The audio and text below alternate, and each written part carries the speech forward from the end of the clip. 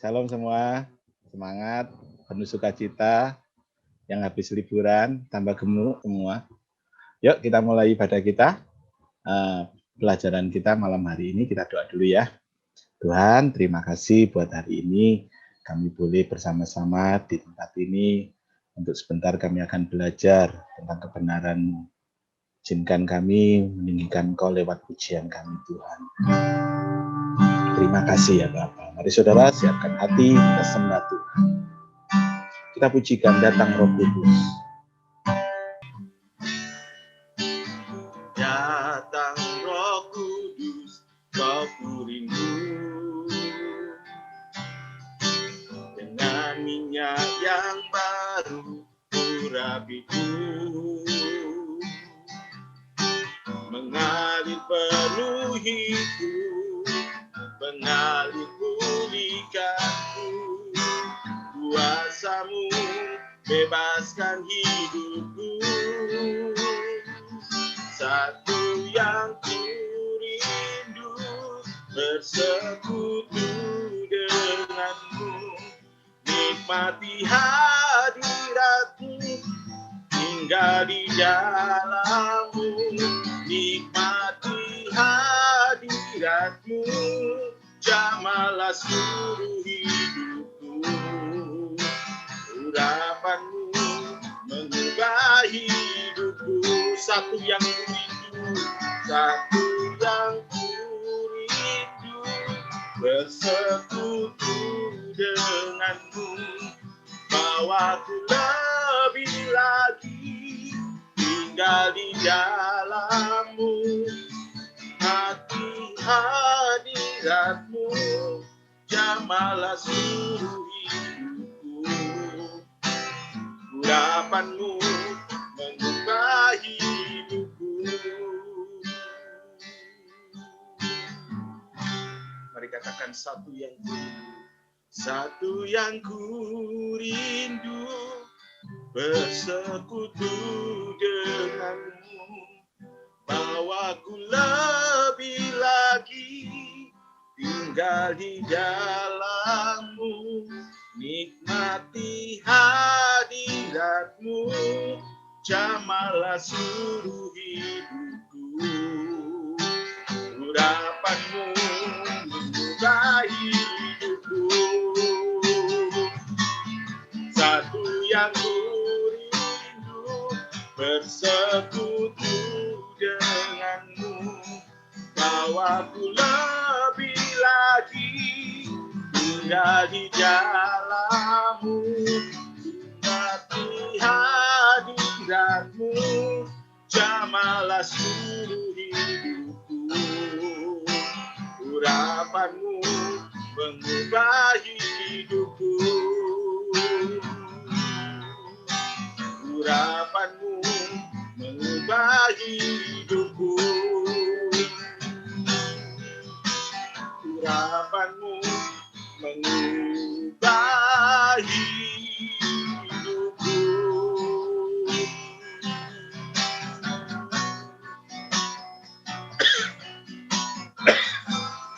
Kami sembah Kau, Yesus.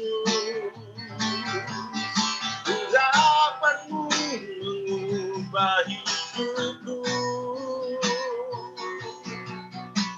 Urapan-Mu memampukan kami, Tuhan, ku melakukan yang menjadi kehendak-Mu, ya Yesus Tuhan.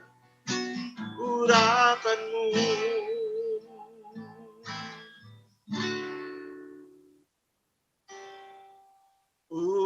urapilah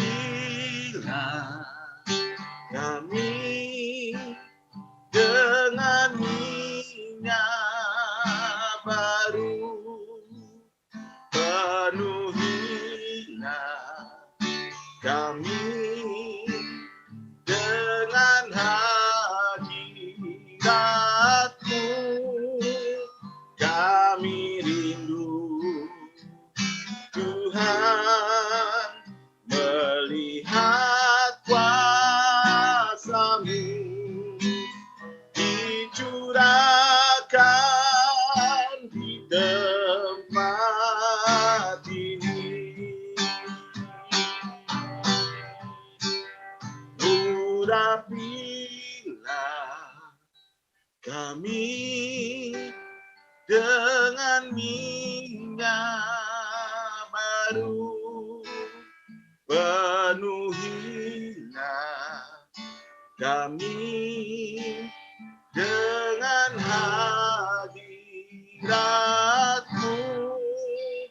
Kami rindu Tuhan melihat kuasa-Mu dicurahkan di tempat ini. Terima kasih untuk malam hari ini Tuhan. Kami mau belajar mengenai pribadi-Mu. Roh Kudus, apa yang Kau kerjakan dalam hidup kami. Kami ingin mengenal Engkau, kami ingin mengenal kehendak-Mu. Kami ingin menyenangkan hati-Mu. Pimpin pertemuan pada malam hari ini. Kiranya hikmat-Mu, pewahyuan-Mu yang menerangi hati kami semua. Di dalam nama Tuhan Yesus kami berdoa. Amin.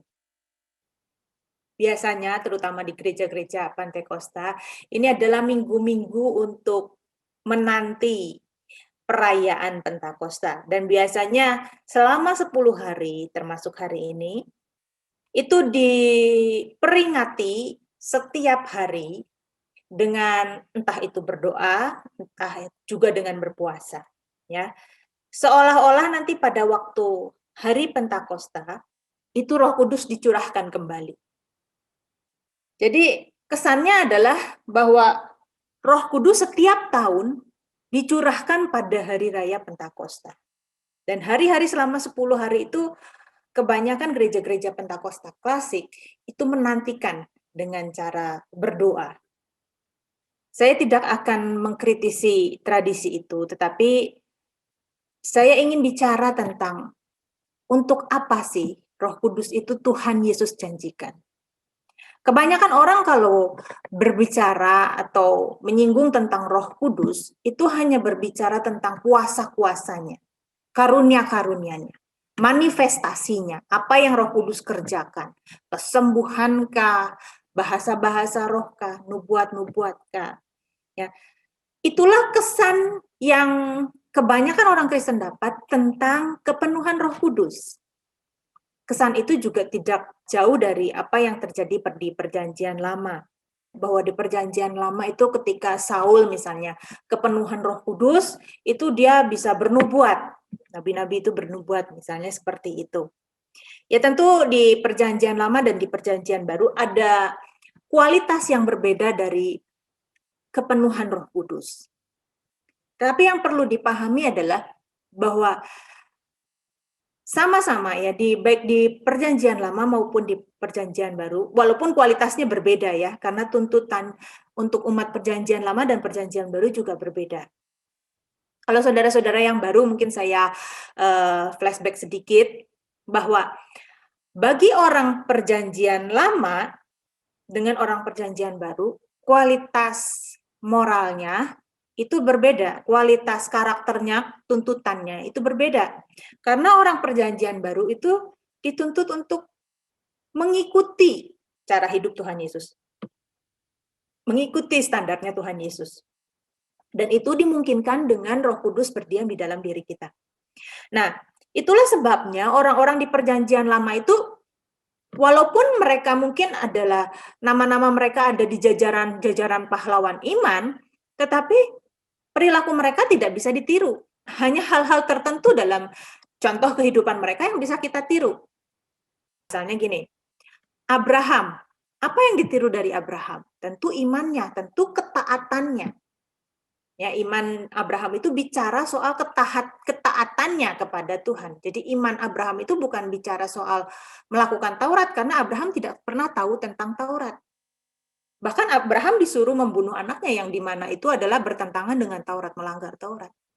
Tetapi iman Abraham bicara soal ketaatannya. Nah, kita bukan disuruh untuk meneladani bagaimana Abraham berpoligami kan? Tetapi bagaimana Abraham beriman, yaitu perbuatannya yang taat penuh kepada Tuhan.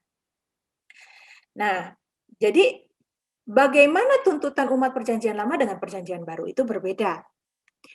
Kepenuhan Roh Kudus juga berbeda, ya. Tetapi yang perlu kita garis bawahi adalah bahwa sama di perjanjian baru dan di perjanjian lama itu sama. Kepenuhan Roh Kudus bisa terjadi secara temporal ataupun permanen. Nah, secara temporal, kepenuhan Roh Kudus itu tidak mengubah karakter, tetapi hanya menyatakan kuasa-kuasa yang dinamis, kuasa-kuasa yang dinyatakan secara luar biasa. Misalnya, Bileam ketika kepenuhan Roh Kudus bisa bernubuat. Saul ketika kepenuhan Roh Kudus juga menunjukkan tanda-tanda. Tetapi tidak terjadi perubahan karakter. Mereka tidak terselamatkan jiwa mereka. Mereka tidak bisa dinyatakan sebagai manusia yang mulia, yang agung pribadinya. Tidak bisa. Kenyataannya Saul ketakutan kemudian bertanya kepada seorang cenayang. Bileam juga seperti itu, tergoda dengan penawaran uang. Jadi masih duniawi, masih matre gitu Bileam. Begitu juga Saul. Saul ketakutan, kekuasaannya, tahtanya itu akan diambil alih. Jadi dia ketakutan terhadap rakyat. Nah, kepenuhan Roh Kudus yang terjadi secara temporal itu tidak mengubah karakter.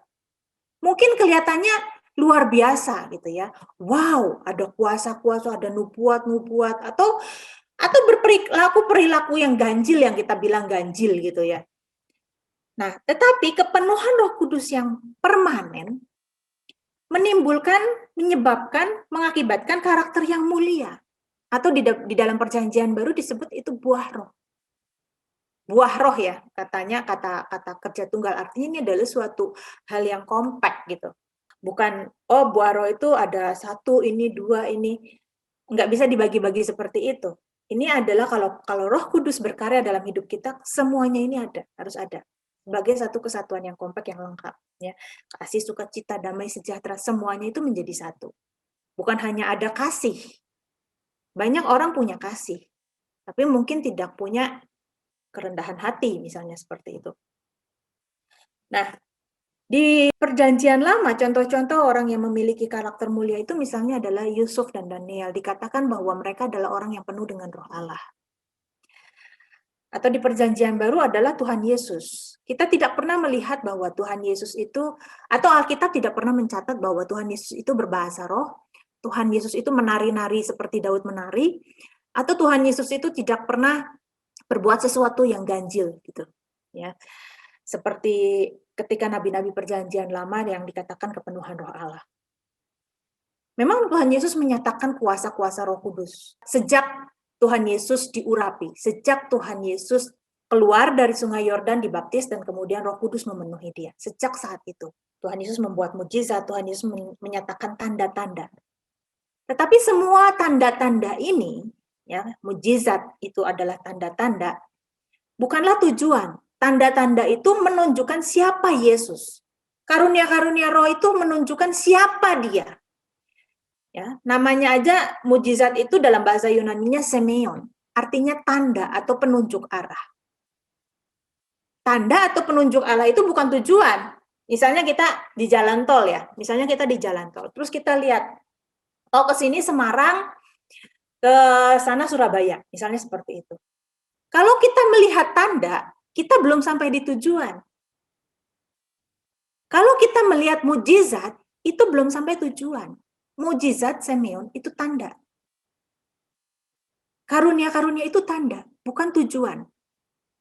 Jadi jangan sampai kita salah arah ketika kita berbicara mengenai kepenuhan Roh Kudus, berbicara tentang fungsi Roh Kudus, berbicara tentang janji yang kita nantikan, yang Tuhan janjikan dan kita rindukan itu, bukan. Ya. Dan Roh Kudus sudah dicurahkan. Jangan lagi kita nantikan, jangan lagi kita tungguin selama 10 hari setiap tahun. Roh Kudus itu sudah dicurahkan. Sekali lagi ya, orang yang kepenuhan Roh Kudus secara permanen itu memiliki karakter yang mulia.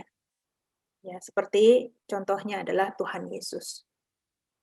Seperti contohnya kalau di Perjanjian Lama adalah Daniel atau Yusuf. Nah, artinya orang yang tidak dewasa rohani, orang yang karakternya belum beres, tidak akan dipenuhi Roh Kudus secara permanen. Ya, tidak akan terjadi.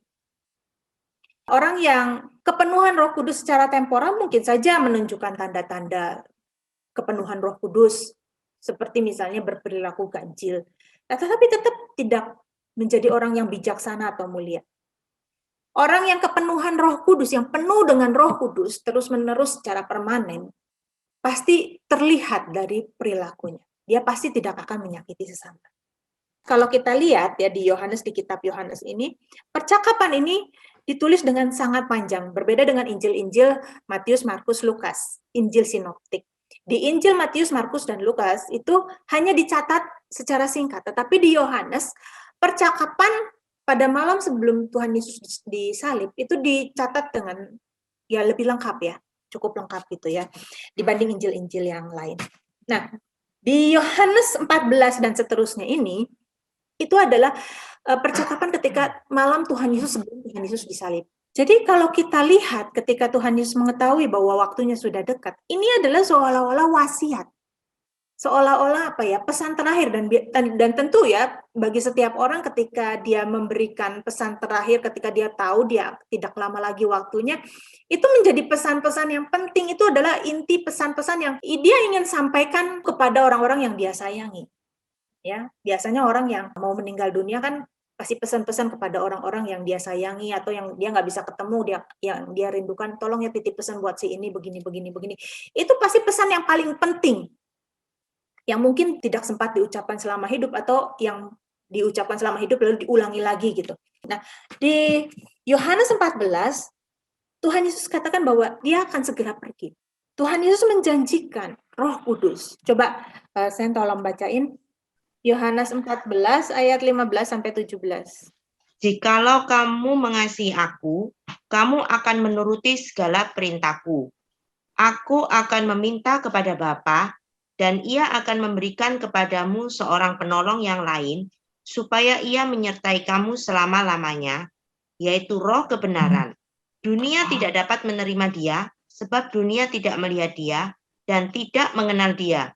Tetapi kamu mengenal dia, sebab ia menyertai kamu dan akan diam di dalam kamu.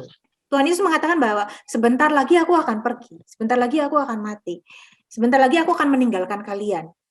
Aku akan meminta kepada Bapa, ia akan memberikan seorang penolong yang lain, supaya ia menyertai kamu selama-lamanya.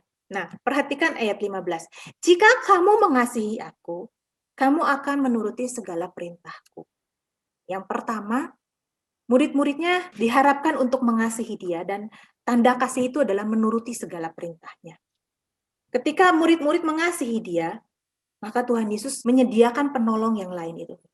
Orang-orang yang tidak mengasihi Tuhan tidak akan disertai oleh Roh Kudus. Ya. Dunia tidak dapat menerima dia sebab dunia tidak melihat dia dan tidak mengenal dia. Tetapi kamu mengenal dia sebab ia menyertai kamu dan diam di dalam kamu. Nah, saudara, orang yang masih duniawi tidak akan dipenuhi oleh Roh Kudus. Apa sih orang yang masih duniawi itu? Orang yang masih punya keinginan mata, yang tidak mau berjuang melenyapkan keinginan mata, keinginan daging, keangkuhan hidup. Orang yang masih mencintai dunia ini. Keinginan mata itu apa? Bicara soal materialisme. Orang yang masih mencintai harta dunia, bukan orang Kristen itu harus miskin ya, bukan ya. Tetapi mencintai, yang selalu tidak puas dengan kekayaan. Nah, orang-orang yang punya keinginan mata atau materialisme ini, keinginan mata ini soal kemewahan. Nggak pernah puas, misalnya sudah punya rumah ukuran misalnya dari 54 ke 200 meter, ke 500 meter. Bukan nggak boleh beli rumah yang lebih besar, nggak. Tetapi ketika rasa tidak puas, ya, terus lihat orang punya ini, aku juga pengen. Nah, orang-orang yang masih terikat dengan materialisme, itu tidak akan pernah dipenuhi oleh Roh Kudus. Kemudian yang kedua adalah keinginan daging. Keinginan mata, keinginan daging, dan keangkuhan hidup.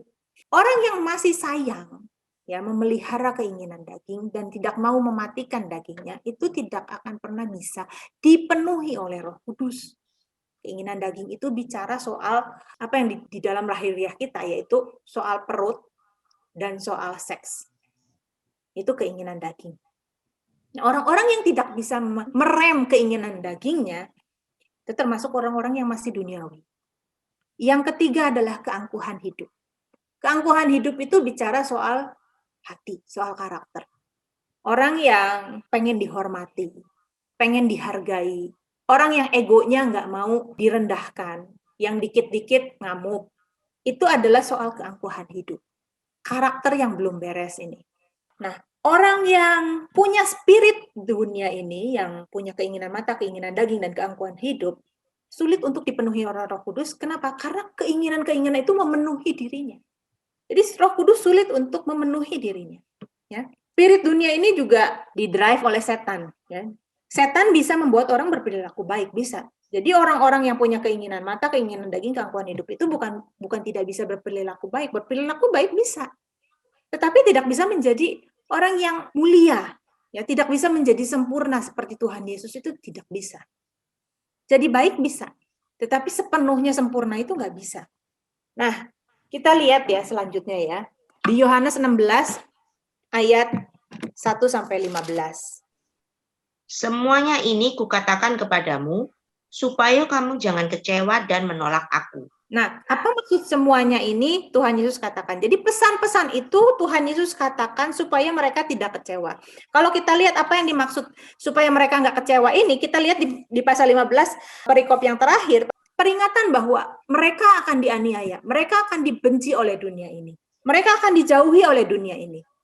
Itu adalah peringatan bagi orang-orang yang mengasihi Tuhan.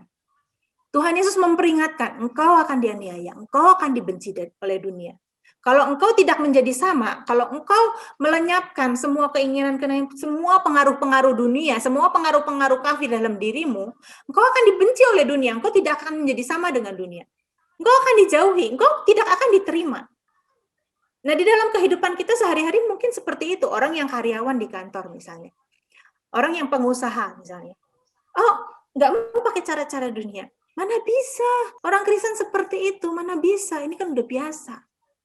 Para siswa di sekolah, teman-teman misalnya melakukan kecurangan-kecurangan. Kenapa sih orang Kristen nggak mau begini, nggak mau begitu? Kan udah biasa lah, jangan terlalu fanatik lah misalnya seperti itu. Atau misalnya di teman-teman reuni gitu ya, ngomongin hal-hal yang jorok, hal-hal yang kotor di grup-grup teman-teman lama, teman-teman sekolah gitu ya. Terus kita menghindari hal-hal yang seperti itu, dianggap, halah, gitu aja kok, terlalu suci, jangan fanatik. Nah, orang-orang yang tidak hidup sama seperti cara hidup dunia, itu akan dijauhi, dan Tuhan Yesus sudah memperingatkan ini. Dilanjut ayat yang ke-2 sampai ke-4. Kamu akan dikucilkan, bahkan akan datang saatnya bahwa setiap orang yang membunuh kamu akan menyangka bahwa ia berbuat bakti bagi Allah. Mereka akan berbuat demikian karena mereka tidak mengenal baik Bapa maupun aku. Tetapi semuanya ini kukatakan kepadamu supaya apabila datang saatnya, kamu ingat bahwa aku telah mengatakan kepadamu. Nah, dikatakan bahwa orang-orang yang membunuh mereka, menganiaya mereka itu disangka berbuat baik kepada Allah. Dan itu sudah kita pelajari kan, sedang kita pelajari dalam kitab Wahyu ya, yang 7 jemaat itu, bahwa orang-orang ini disangka mereka berbuat bakti kepada dewa-dewa mereka. Pemahaman itu terus ada sampai sekarang dalam bentuk yang berbeda. Banyak orang-orang membunuh orang-orang Kristen juga menyangka bahwa mereka sedang berbuat bakti kepada Allahnya. Itu terjadi terus-menerus, bukan hanya zaman sekarang, zaman dulu pun ada. Jadi jangan dikatakan, oh kita nggak bisa. Sekarang kan beda zamannya. Dari dulu sampai sekarang orang Kristen tuh begitu tantangannya. Kalau kita nggak bisa sekarang, kita nggak akan dianggap layak oleh Tuhan. Orang-orang zaman dulu itu bisa. Kenapa kita sekarang nggak bisa untuk menegakkan standar, untuk menegakkan integritas? Nah, ini Tuhan Yesus memperingatkan, ini yang akan terjadi setelah aku pergi. Kamu akan dibenci dunia. Karena itu, ketika aku pergi, aku akan memberikan seorang penolong yang lain yang akan menguatkan kamu, yang akan menolong kamu. Nah, kita masuk berikut seterusnya, Lili. Hal ini tidak kukatakan kepadamu dari semula, karena selama ini aku masih bersama-sama dengan kamu. Tetapi sekarang aku pergi kepada Dia yang telah mengutus aku, dan tiada seorang pun di antara kamu yang bertanya kepadaku, kemana engkau pergi? Tetapi karena aku mengatakan hal ini kepadamu, sebab itu hatimu berduka cita. Namun benar yang kukatakan ini kepadamu adalah lebih berguna bagi kamu jika aku pergi. Sebab jikalau aku tidak pergi, penghibur itu tidak akan datang kepadamu, tetapi jikalau aku pergi, aku akan mengutus Dia kepadamu. Di sini dikatakan Tuhan akan pergi. Pada saat itu mereka nggak tahu kalau Tuhan Yesus mau pergi kemana. Mereka masih bingung ketika Tuhan Yesus ngajak ngomong ini, itu mereka masih bingung. Kalau kita sekarang mungkin sudah tahu, oh Tuhan Yesus naik ke surga, ini yang akan terjadi, Roh Kudus akan turun. Tapi pada waktu itu mereka tidak mengerti apa yang terjadi. Ketika Tuhan Yesus ngomong ini, mungkin mereka pikir, Yesus ini lagi ngomong apa sih gitu. Nah, kenapa Tuhan Yesus nggak diem selama-lamanya di dunia ini? Kenapa harus digantikan posisinya oleh Roh Kudus? Nah, di sini dikatakan adalah lebih berguna. Sumpero adalah lebih bijaksana. Atau bisa juga terjemahannya adalah bring together, menyatu, unite in friendship. Akan lebih menyatu, akan lebih united kalau aku pergi. Karena kalau Tuhan Yesus tetap ada di dunia, Tuhan Yesus terbatas dengan tubuh fisiknya. Tetapi akan lebih berguna kalau Tuhan Yesus naik ke surga dan Roh Kudus turun dan bisa ada di hati setiap orang yang percaya kepadanya. Itu ya maksudnya. Kita lanjutkan. Ayat 8, dan kalau Ia datang, Ia akan menginsyafkan dunia akan dosa, kebenaran, dan penghakiman akan dosa, karena mereka tetap tidak percaya kepadaku. Akan kebenaran, karena aku pergi kepada Bapa, dan kamu tidak melihat aku lagi. Akan penghakiman, karena penguasaan dunia ini telah dihukum. Nah, inilah tugas, inilah pekerjaan Roh Kudus yang Tuhan janjikan, yang Tuhan Yesus janjikan itu. Roh Kudus akan mengingatkan, Roh Kudus akan memimpin kepada kebenaran. Roh Kudus akan menegur dunia akan dosa, akan mengingatkan akan penghakiman, akan mendidik, akan menginsyafkan, mengingatkan, itu menginsyafkan gitu ya. Nah, Roh Kudus akan memimpin orang percaya, memahami Injil kebenaran, memberikan kekuatan ilahi. Sebentar lagi akan ada aniaya, setelah aku pergi, kamu akan dibenci. Memberikan kekuatan ilahi. Dan segala sesuatu yang diperlukan untuk menghadapi pencobaan aniaya yang segera mereka hadapi. Selama mereka hidup di dunia ini, Roh Kudus yang akan menyediakan segala yang mereka perlukan.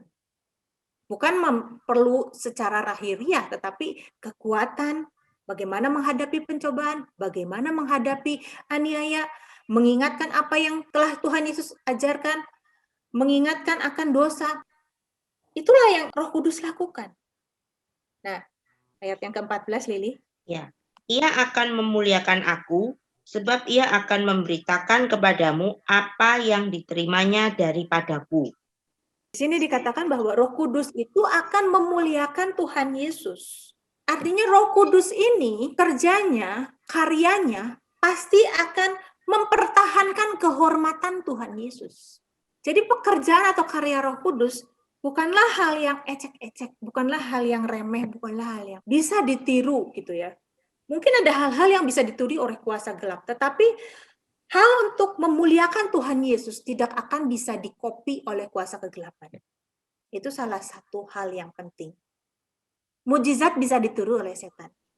Tetapi bagaimana membedakan ini karya Roh Kudus atau bukan? Ini Roh Kudus atau bukan? Roh Kudus akan memuliakan Tuhan Yesus, mempertahankan kehormatan Tuhan Yesus.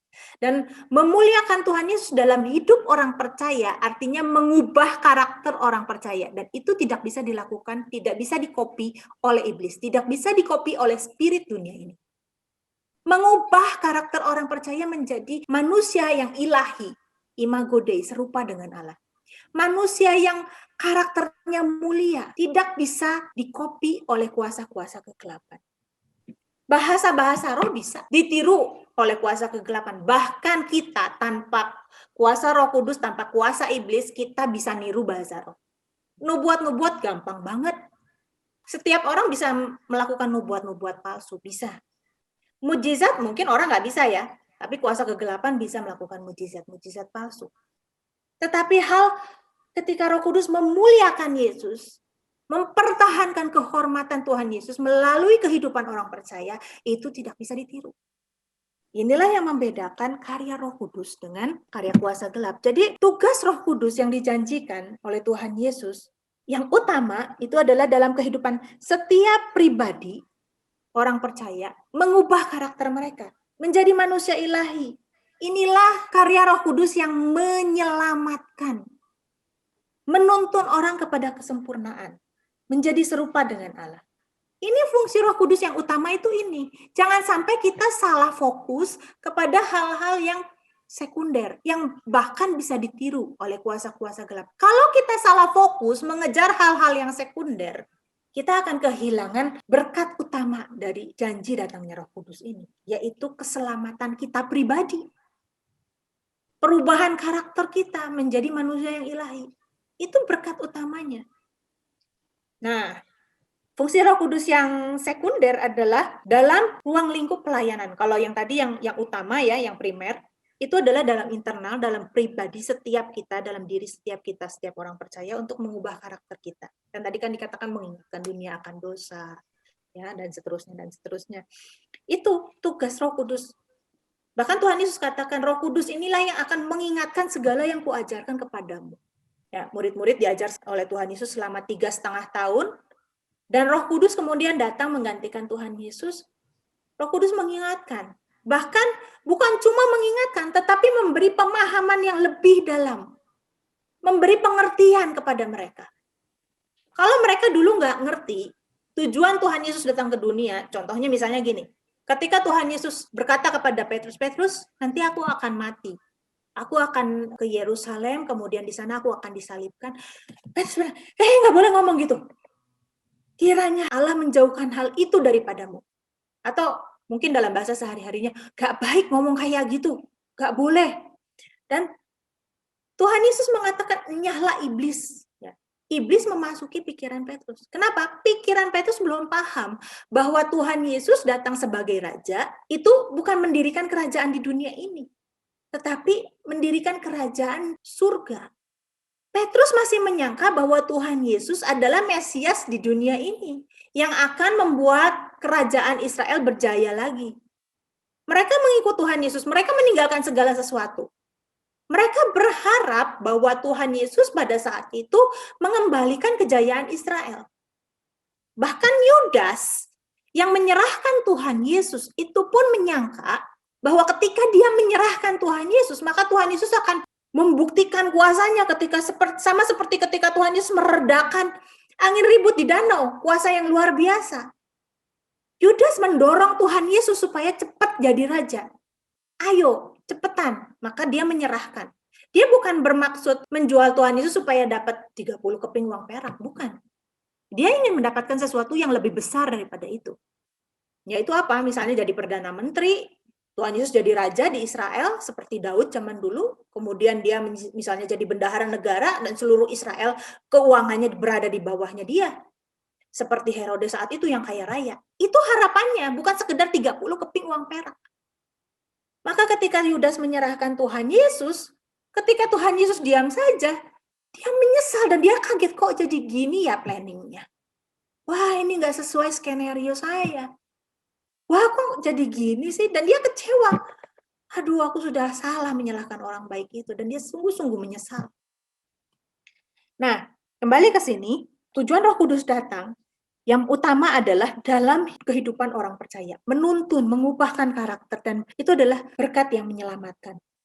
Ya. Yang kedua, tujuan Roh Kudus datang, itu adalah untuk memperlengkapi orang percaya. Memperluas kerajaan Allah. Menyatakan tanda-tanda. Nah, tanda ini saya katakan tadi, tanda atau semeion, seperti mujizat-mujizat, ya, bahasa roh, itu bukanlah tujuan. Jadi kalau misalnya kita ingin dipenuhi oleh Roh Kudus, kita meminta, Tuhan penuhilah kami dengan Roh Kudus-Mu, dengan kuasa-Mu, itu bukan tujuannya supaya kita bisa fasih berbahasa roh, terus kita bisa bahasa roh, show off keras-keras di gereja atau di ibadah, di kebaktian. Bukan itu tujuannya, atau kita bisa bernubuat dan orang lain terkagum-kagum dengan nubuat kita, atau kita bisa mendengar suara Tuhan audible gitu, kita menyampaikan pesan-pesan Tuhan. Bukan itu tujuannya. Itu bukan menjadi tujuan, karena itu adalah tanda, petunjuk arah. Sama seperti tadi saya kasih ilustrasi, kalau kita melihat tanda-tanda di jalan tol, ke sini misalnya Semarang, kita udah sampai Semarang belum? Tentunya belum. Kalau kita udah sampai Semarang, tanda itu nggak ada. Nah, tanda itu petunjuk arah yang membawa kita mengenal Tuhan Yesus. Itu memperlengkapi, tujuannya adalah memperlengkapi jemaat. Supaya Injil Kerajaan Allah ini tersebar kemana-mana. Kerajaan Allah semakin dikenal, semakin diketahui. Orang-orang mengenal dan bisa dididik. Dan bisa dirubah cara pemikirannya. Dan bisa diselamatkan. Itu tujuannya. Jadi kita harus menghargai, menghormati tujuan kedatangan Roh Kudus diutus ini. Bukannya malah mengeksploitasi, memanfaatkan, dan memanipulasi. Maksudnya gini, kalau kita menghargai bahwa tujuan Roh Kudus dijanjikan oleh Tuhan Yesus, yang utama adalah untuk pribadi kita masing-masing, mengubah kita menjadi serupa dengan Tuhan Yesus, maka kita tidak lagi tertuju mencari-cari di mana ada mujizat. Oh, itu pendeta yang bisa buat mujizat, kita cari ke sana. Oh, ini pendeta yang bisa buat aku menangis-nangis merasakan jamahan getaran Roh Kudus itu datang. Dan kita mencari hal-hal yang seperti itu di kebaktian-kebaktian di mana kita bisa memuaskan kehausan untuk menangis-nangis, terseduh-seduh, atau berteriak-teriak, atau penuh dengan sukacita bisa melonjak-lonjak. Bahkan pada saat ada satu zaman yang di mana itu ketawa-ketawa itu. Banyak orang ke sana cuma pengen ketawa. Jadi jangan kita meremehkan, memanfaatkan Roh Kudus itu untuk hal-hal yang seperti itu, untuk kepuasan jiwa kita. Atau kita memanfaatkan Roh Kudus itu untuk memanipulasi. Hal-hal yang seperti ini tidak memuliakan Yesus. Kan tadi Tuhan Yesus kan katakan, kalau Roh itu datang, dia akan memuliakan aku. Nah, hal-hal yang seperti ini, kalau kita kejar, itu tidak akan memuliakan Tuhan Yesus. Hal-hal seperti ini bahkan bisa ditunggangi oleh spirit yang lain. Spirit dunia ini. Saudara kalau mau jujur, berapa banyak sih bahasa roh yang asli di gereja? Bahasa roh yang asli itu timbul dari dorongan oleh Roh Kudus. Bukan bahasa yang kita hafalkan. Namanya aja bahasa roh. Ya, sebetulnya itu nggak tepat ya bahasa roh juga ya, tetapi bahasa lidah. Ada dorongan yang mengkontrol lidah kita untuk berbicara, berkata-kata. Itu bahasa lidah. Artinya bahasa itu, kalau bahasa ya suatu bahasa, itu kan kita pelajari dan itu ada di otak kita. Kalau misalnya saya belajar bahasa Inggris, itu ada di otak. Saya belajar bahasa Jawa, itu ada di otak. Bahasa Sunda, itu ada di otak. Bahasa Madura, ada di otak. Jadi saya akan mengingat, oh ini caranya ngomong. Kalimat ini tuh begini ya caranya dalam bahasa Inggris misalnya. Saya mau menanyakan namanya seseorang begini caranya. Jadi itu sudah terpatron di otak, dan kita dari otak kita memerintahkan kepada lidah. Itu bahasa di dunia ini. Tapi kalau bahasa yang didorong oleh Roh Kudus, itu nggak pakai otak. Itu dorongan yang langsung otomatis. Maka berapa banyak di gereja ada pemalsuan bahasa roh? Karena meniru. Oh, dengar begini, itu masuk ke memori dan dikatakan. Itu namanya pemalsuan bahasa roh. Pemalsuan-pemalsuan nubuat itu banyak terjadi sekarang. Ada beberapa memang yang nggak bisa ditiru, misalnya pemalsuan mujizat hanya bisa ditiru kalau orang itu punya kuasa-kuasa lain ya, kuasa iblis. Nah, kita lanjut ya selanjutnya. Kita lihat di Efesus 1 ayat yang ke-13 dan ke-14. Di dalam Dia kamu juga, karena kamu telah mendengar firman kebenaran, yaitu Injil keselamatanmu, di dalam Dia kamu juga, ketika kamu percaya, dimateraikan dengan Roh Kudus yang dijanjikannya itu. Dan Roh Kudus itu adalah jaminan bagian kita sampai kita memperoleh seluruhnya, yaitu penebusan yang menjadikan kita milik Allah untuk memuji kemuliaan-Nya. Coba perhatikan ini, di dalam Dia, di dalam Tuhan Yesus maksudnya, kamu telah mendengar firman kebenaran. Saudara, kalau firman yang kita dengar itu salah, kalau Injil yang kita dengar itu salah, itu tidak akan membawa kepada seluruh kebenaran yang Tuhan mau, dan kita tidak akan sampai kepada kebenaran Roh Kudus. Roh Kudus itu kan roh kebenaran. Kita tidak akan sampai dimateraikan oleh Roh Kudus. Nanti saya jelaskan materai itu apa. Ya, bagaimana kita bisa dimateraikan? Bagaimana Roh Kudus bisa memenuhi hidup kita secara menetap, secara terus-menerus, dan betul-betul penuh di dalam hidup kita? Kalau kita tidak pernah mendengar firman yang benar. Jadi firman yang benar merubah mindset kita, merubah cara hidup kita, membuat kita menundukkan diri kepada Injil, kepada firman itu. Nah, setelah itu, ketika kita percaya, ketika kita mau tunduk iman yang dinyatakan dalam perbuatan-perbuatan kita, maka Roh Kudus itu dimateraikan dalam hidup kita. Materai dalam zaman itu adalah tanda. Misalnya raja punya materai. Jadi setiap orang penguasa-penguasa itu punya materainya masing-masing. Kalau misalnya kirim surat, dicap oleh materainya itu, oh ini berarti ini adalah dari gubernur sini, gitu misalnya.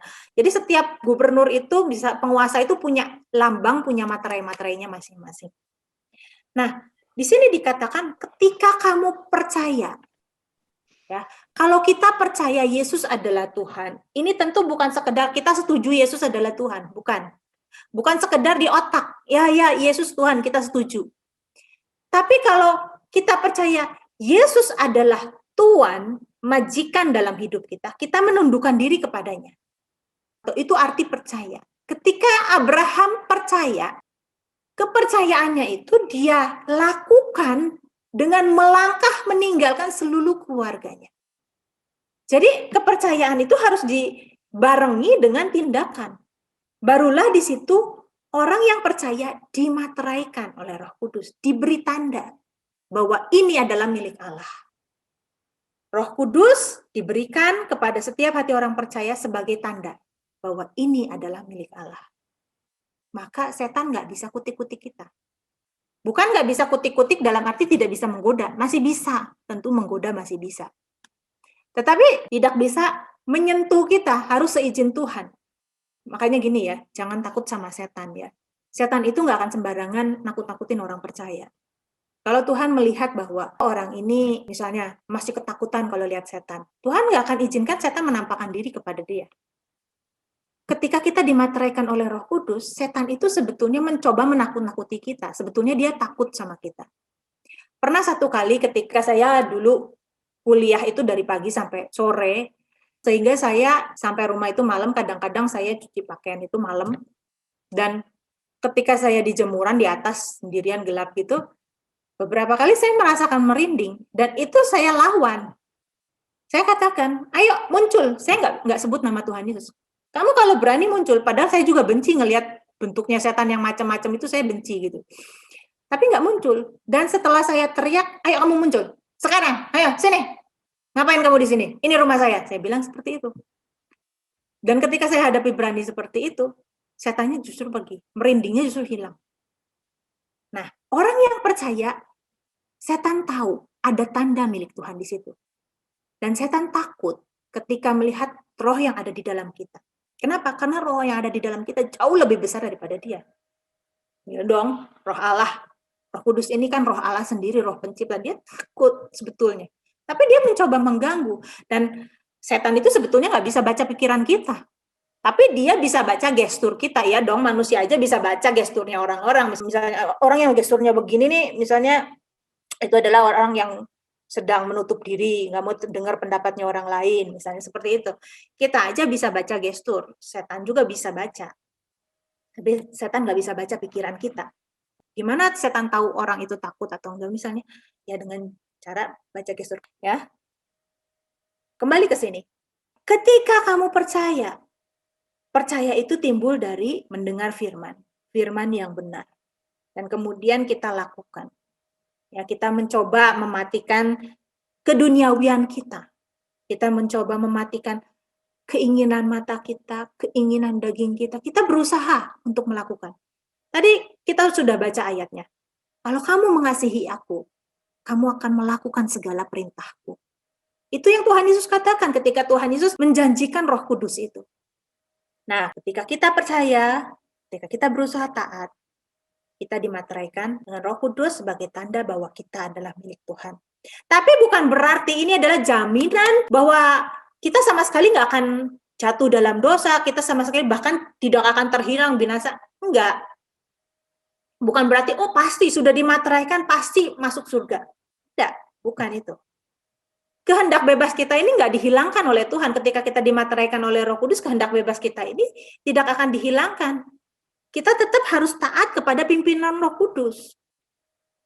Ya, sampai kita betul-betul berjalan bersama Roh, bisa betul-betul berjalan seirama dengan Roh, betul-betul kita menjadi serupa dengan Dia, serupa, sepikiran, seperasaan dengan Roh Kudus. Jadi ketika Roh Kudus dimateraikan adalah untuk membimbing kita mengenal kehendak-kehendaknya sampai kita betul-betul paham. Sama seperti gini ya. Misalnya orang belajar naik motor. Dipegangin kan dari belakang, oh gini caranya belok, oh seimbang tuh begini. Atau orang belajar gitar, dikasih tahu dulu. Tapi setelah dia jadi ahli, setelah jago, ngelihat pun enggak. Waktu belajar, pindah-pindah pun susah. Dikasih contoh, gini loh caranya kunci D. Oh gitu, oh ya. Gimana? Oh gitu tadi. Oh sini ya. Terus mau pindah, dari D ke C. Susah kan? Pelan-pelan pindahin lagi. Tapi begitu, terus latihan, ngelihat aja enggak, oh udah pakai feeling. Ya kan? Orang main piano juga begitu kan. Nah, itu perlu latihan terus. Begitu juga ketertundukan kita pada pimpinan Roh Kudus. Kita yang harus menundukkan diri kita. Kita yang harus terus melatih diri kita. Maka Alkitab, surat-surat Rasul Paulus menggambarkan bahwa kehidupan adalah seperti pertandingan. Orang harus terus berlatih demi memenangkan pertandingan itu. Nah, ayat yang ke-14 dikatakan di sini, dan Roh Kudus itu adalah jaminan bagian kita. Sampai kita memperoleh seluruhnya, yaitu penebusan yang menjadikan kita milik Allah untuk memuji kemuliaannya. Saudara, kalau kita lihat bahasa aslinya, apa itu maksudnya Roh Kudus sebagai jaminan? Jaminan, arabon. Itu adalah uang muka, down payment sebetulnya. Di sini kalau kamus Thayer itu artinya a money which in purchase is given as a pledge or down payment that the full amount will subsequently be paid. Jadi arabon atau jaminan itu seperti uang muka, down payment. Kalau kita misalnya beli rumah atau beli mobil atau beli motor, kita kasih down payment. Kita kasih uang muka, jaminan bahwa saya memang niat beli motor ini, saya memang niat beli barang ini, tapi sisanya akan saya cicil, sisanya akan saya bayar nanti, 2-3 kali misalnya, seterusnya gitu ya. Nah, kalau bagian kita, cicilan itu nggak kita lakukan, barang itu bisa ditarik lagi nggak? Bisa kan? Nggak pasti barang itu jadi milik kita sepenuhnya, kecuali kita sudah bayar harganya itu lunas. Kalau kita baru bayar uang muka, itu baru jaminan bahwa kita akan bayar yang sisanya kan. Itu baru niat bahwa kita sungguh-sungguh akan bayar, sungguh-sungguh mau beli mobil ini, barang ini, dan kita memang niat sungguh-sungguh nyicil sisanya. Sebab kalau kita nggak nyicil sisanya, maka uang muka kita kan hilang dan kita rugi. Ngerti ya maksudnya jaminan di situ ya. Kita misalnya mau beli motor, harganya 15 juta. Kita kasih jaminan, nih 5 juta. Motornya dibawa pulang kan? Terus tiap bulan kita cicil 1 juta. Nah, 5 juta ini motor boleh dibawa pulang. Itu adalah jaminan bagi si dealer motor. Bahwa orang ini memang sungguh-sungguh mau beli motor. Motor saya nggak akan hilang. Tapi kalau misalnya baru 2 bulan terus ngilang, nggak bayar-bayar lagi, ya motornya bisa ditarik lagi kan? Permisi ya, ini ada surat tugas, ini udah menunggak selama setahun nggak bayar-bayar tiap bulan, ya udah sesuai dengan perjanjian motor ini harus ditarik lagi. Bisa jadi motornya milik kita nggak bisa. Karena BPKB-nya masih di si penjual kan, belum sepenuhnya menjadi milik kita. Nah itu maksudnya, Roh Kudus adalah jaminan bagian kita. Kalau kita mau mencapai ke sana, kita mau mencapai ke kerajaan surga, Roh Kudus itu diberikan sebagai penuntun yang akan memampukan kita mencapai apa yang Tuhan kehendaki dalam hidup kita. Misalnya, kita punya kelemahan di mata. Kita punya kelemahan di materialisme misalnya. Roh Kudus akan terus mengingatkan, memimpin kita. Itu adalah maksudnya jaminan. Membentuk kita supaya kita dikikis dari keduniawian kita. Tapi kalau kita nggak mau dibentuk, makanya ini saya katakan tadi, orang yang masih mencintai dunia ini, nggak mau dibentuk, nggak mau melepaskan semuanya itu, nggak akan bisa dipenuhi oleh Roh Kudus. Orang yang dimateraikan ini bukan berarti orang yang sudah sempurna. Orang yang punya Roh Kudus ini bukan berarti orang yang sudah sempurna, tapi orang yang mau, orang yang rela, orang yang berusaha, orang yang mau ikut dalam perlombaan, orang yang mau meninggalkan semua beban dan dosa. Sama seperti ketika orang-orang non-Yahudi mau menjadi orang Yahudi, tanda bagi mereka adalah dibaptis. Tanda baptisan ini adalah suatu lambang, suatu langkah di mana mereka berhenti dari kehidupan gaya hidup kafir mereka. Misalnya mereka suka makan babi misalnya gitu ya. Kalau orang Yahudi kan nggak boleh. Nah mereka berhenti makan babi. Tapi bukan sekedar itu. Mereka harus memenuhi seluruh tuntutan-tuntutan hukum Taurat yang lainnya. Begitu juga misalnya di sunat dan lain-lain. Mereka mulai berganti dari kehidupan lama menjadi kehidupan di bawah hukum Taurat. Itu adalah suatu komitmen. Nah, demikian juga apa yang dimaksud dengan dipenuhi oleh Roh Kudus. Ketika Roh Kudus diberikan, dimateraikan dalam hidup kita. Terus sampai kita tenggelam dalam pimpinan Roh Kudus. Kita taat. Sampai betul-betul kita nggak perlu lagi diingatkan. Tapi irama kita udah seirama dengan dia. Sampai kita nggak perlu lagi seperti orang yang main gitar tadi. Nggak perlu lagi ditunjukin, nggak perlu lagi ngeliat gimana caranya. Oh gitu, oh kunci begini. Atau kita mau pindah, kita lihat tangan kita dulu. Nggak perlu. Sudah gampang, mainnya udah lancar gitu. Nah, saudara, jangan lagi mengejar hal-hal yang sekunder.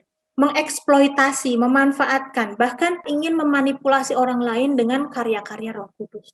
Tetapi kejarlah yang utama dalam hidup kita untuk mengasihi Tuhan. Untuk mengenal Roh Kudus, mengenal karyanya dalam hidup kita sendiri, dalam diri kita sendiri. Bukan untuk show off, kita dipenuhi Roh Kudus, kita mampu berbahasa roh, bahkan menerjemahkan bahasa roh, mengartikan bahasa roh. Punya karunia bernubuat, kita bisa tahu, oh orang ini, apa yang dia lakukan seperti ini. Bukannya itu nggak berguna. Kalau Tuhan kehendaki, itu bisa. Jadi, kejarlah hal yang utama, yang mengubah kita, yang menyelamatkan kita. Itu tujuan Roh Kudus yang Tuhan Yesus janjikan. Ketika Tuhan Yesus hendak naik ke surga, Tuhan Yesus katakan kepada murid-muridnya, nanti ya, dunia akan membenci kamu. Kamu akan betul-betul dihimpit, kamu akan betul-betul dianiaya, kamu akan betul-betul sampai titik kekuatan terakhirmu. Tapi jangan khawatir, Roh Kudus akan menyertai kamu sehingga kamu bisa kuat. Sehingga kamu bisa mengalahkan dunia. Mengalahkan dunia itu bukan berarti semua orang-orang yang membenci kamu itu mati semua, bukan. Tetapi mengalahkan dunia itu kamu dalam pencobaan yang bagaimana berat pun, kamu bisa bertahan. Tetap taat, tetap kuat, tetap ikut Tuhan. Itu maksudnya mengalahkan dunia. Misalnya ada godaan, atau misalnya ketika kita dibenci oleh orang. Ada orang yang gak suka sama kita. Tenang, dengan Tuhan kita akan mengalahkan dunia. Terus orang yang benci kita itu terus Tuhan buat mati. Bukan. Bahkan mungkin dia tambah kuat, dia tambah menindas kita. Tapi ketika kita bisa mengampuni, kita mengalahkan dunia, itu maksudnya. Kita mengalahkan ego kita. Keangkuhan hidup kita, itu kita mengalahkan dunia. Mengalahkan dunia itu bukan berarti misalnya ketika kita kesulitan ekonomi, terus tiba-tiba berkat Tuhan muncul. Saya bukan katakan itu nggak mungkin terjadi. Tapi saya katakan itu tidak selalu terjadi, itu jarang terjadi. Ya, ketika Tuhan Yesus mengatakan hal ini di Yohanes 16, ingat akan datang aniaya, ingat akan datang pencobaan, ingat akan ada kesusahan. Tapi aku nggak meninggalkan kamu sendiri. Ini kata-kata penguatan, ini kata-kata perpisahan Tuhan Yesus kepada orang-orang yang paling dekat di hatinya, 12 murid ini, yang mengikuti dia kemana-mana. Dan Tuhan Yesus menguatkan mereka, tenang. Aku tidak akan meninggalkan kamu sendirian. Aku akan memberikan Roh Kudus. Dan karyanya pasti akan memuliakan aku. Karyanya Roh Kudus pasti akan mempertahankan kehormatan Tuhan Yesus. Mempermuliakan Tuhan Yesus. Menyatakan bahwa Yesus ada di dalam diri kita. Kalau Yesus ada di dalam diri murid-muridnya, Yesus ada di dalam diri orang percaya, di dalam diri kita, maka pasti kita menjadi manusia-manusia yang mulia. Itu tanda-tanda orang yang dipenuhi oleh Roh Kudus, disertai oleh Roh Kudus. Yuk kita berdoa sama-sama. Terima kasih Tuhan Yesus. Minggu-minggu ini adalah minggu-minggu peringatan akan turunnya Roh Kudus. Tolong kami untuk bukan cuma memperingati kedatangan Roh Kudus, tetapi setiap saat, setiap hari, bukan hanya minggu-minggu ini saja, minggu-minggu Pentakosta ini saja. Tapi setiap hari, setiap saat, kami boleh hidup berjalan bersama dengan Engkau, seiring dengan Engkau, seirama dengan Engkau. Sampai kami bisa memandang kemuliaan-Mu nanti kelak Tuhan. Sampai hidup kami dari hari ke hari semakin memuliakan nama-Mu. Tuhan, Engkau yang terjemahkan firman-Mu ini, Engkau yang sempurnakan firman yang sudah hamba sampaikan ini, menjadi rema dalam hidup kami masing-masing, Engkau yang sempurnakan pengertian kami. Di dalam nama Tuhan Yesus kami berdoa. Amin. Bapak Ibu Saudara yang ada pertanyaan, silakan diketikkan di chat room atau disampaikan secara langsung. Kita semua akan belajar sama-sama dari pertanyaan. Pertanyaan ini sudah masuk dari Putri Probolinggo. Kak nanya, gimana dengan baptisan Roh Kudus? Seperti apakah baptisan Roh Kudus itu? Baptisan itu apa? Ya, tadi saya singgung sedikit tapi mungkin belum jelas ya karena saya cuma singgung sedikit aja. Nah, baptisan itu kan ada macam-macam ya. Kalau kita lihat agama Yahudi, karena baptisan ini kan dikopi dari agama Yahudi, itu ada baptisan yang namanya baptisan air. Nah, baptisan air ini dilakukan ketika orang non-Yahudi menjadi beragama Yahudi. Baptisan ini adalah tanda orang masuk ke dalam agama Yahudi. Artinya orang ini masuk mau taat ke dalam aturan-aturan agama itu. Nah, itu maksudnya baptisan di dalam orang Yahudi. Kemudian di dalam Kristen ada baptisan juga yang sama seperti baptisan Yahudi, yaitu baptisan air. Ditenggelamkan di air, tanda bahwa dia mati dari hidup yang lama dan bangkit memasuki hidup yang baru. Ini adalah lambang. Ini adalah komitmen. Ketika kita mau dibaptis dalam baptisan air, itu tanda tekad kita sudah bulat. Aku mau ikut Tuhan Yesus. Aku mau mengikuti jejaknya. Aku mau taat sama Tuhan. Aku mau tunduk sama Tuhan. Aku mau menjadi orang percaya, jadi orang Kristen yang sungguh-sungguh. Itu ketika kita melakukan baptisan air. Nah, baptisan air kan kita yang melakukan ya, manusia yang melakukan. Tetapi kalau baptisan Roh Kudus bukan manusia yang melakukan, Tuhan yang melakukan. Ini ketika Tuhan melihat bahwa bahwa orang percaya mau berkomitmen untuk hidup menurut Roh Kudus.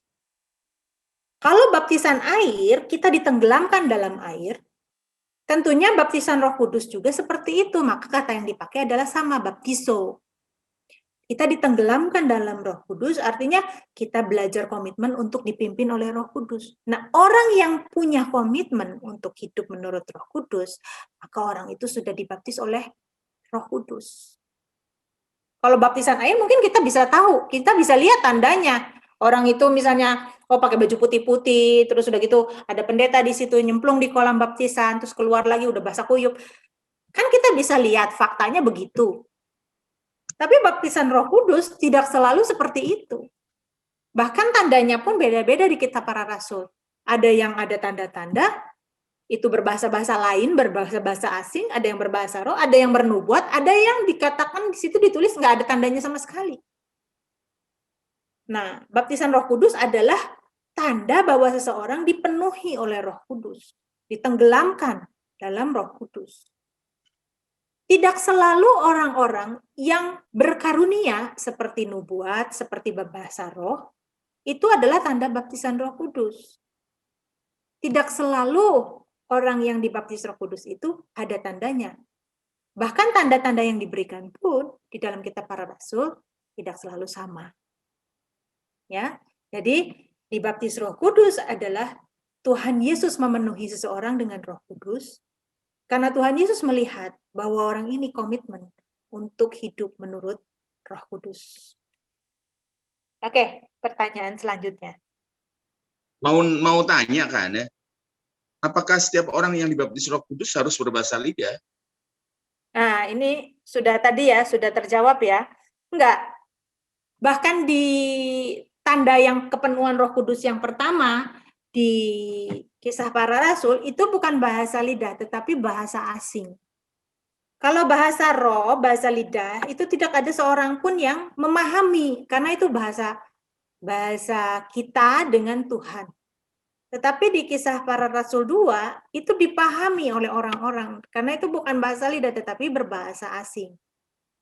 Maka saya tadi katakan, tidak selalu ada yang bernubuat juga, bukan pakai bahasa lidah, bukan pakai bahasa asing, tetapi ada yang bernubuat. Nah ini, Kisah Para Rasul 2 ayat 6, ketika bunyi itu turun, berkerumunlah orang banyak. Ini kejadiannya gini, orang beragama Yahudi itu setahun 3 kali harus berkumpul dari Yerusalem. Pada saat itu, orang Yahudi sudah terdiaspora, ada yang hidup di daerah Eropa bagian selatan, di daerah Arab, di daerah Persia, karena dulu mereka kan memang dibuang ke bangsa-bangsa ya, dan ketika mereka diperbolehkan kembali, ada yang juga tidak kembali ke Yerusalem. Jadi sudah ada Yahudi yang diaspora, yang tersebar kemana-mana. Ada yang hidup di Mesir, di Alexandria, ada yang hidup di daerah Asia Kecil seperti Turki gitu. Nah, orang-orang ini karena dalam aturan agama Yahudi setahun 3 kali mereka harus datang ke Yerusalem. Maka orang-orang ini datang ke Yerusalem. Yaitu pada saat Paskah, Pentakosta, dan Pondok Daun.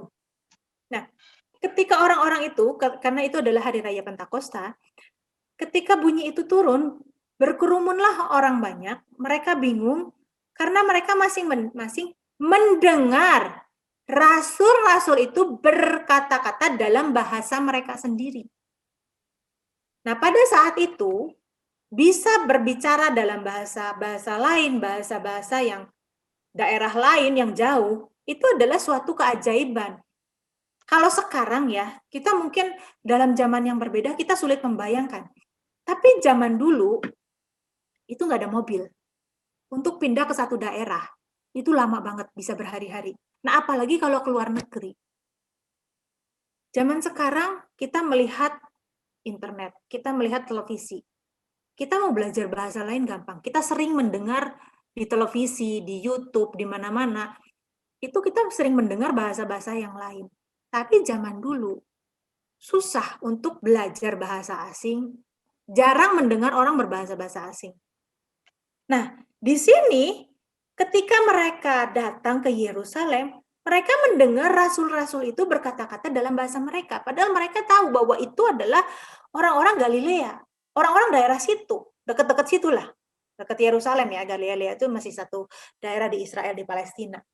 Bukan dari daerah Arab, bukan dari daerah Persia, Irak, Iran, bukan dari daerah sono, bukan dari daerah Eropa. Nah, mereka mempertanyakan bagaimana mungkin kita masing-masing mendengar mereka berkata-kata dalam bahasa kita sendiri, yaitu bahasa yang kita pakai di negeri asal kita.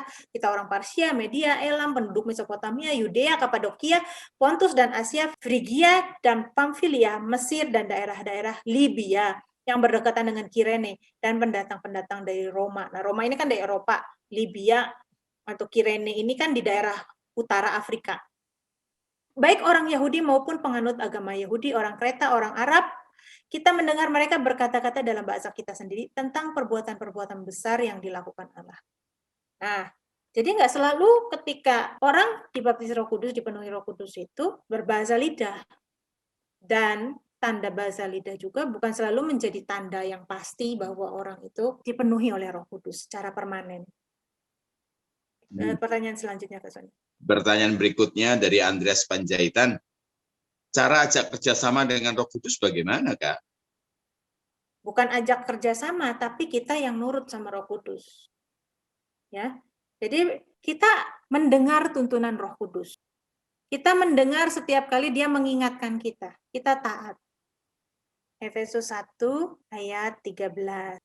Di dalam dia kamu juga, karena kamu telah mendengar firman kebenaran, yaitu Injil keselamatanmu. Yang pertama-tama, kita harus bertekun di dalam firman yang benar. Kita harus bertekun dalam pengajaran yang benar.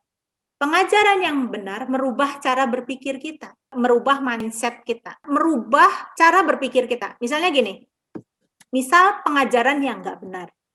Misalnya tentang kemakmuran. Oh, jadi orang Kristen pasti kaya.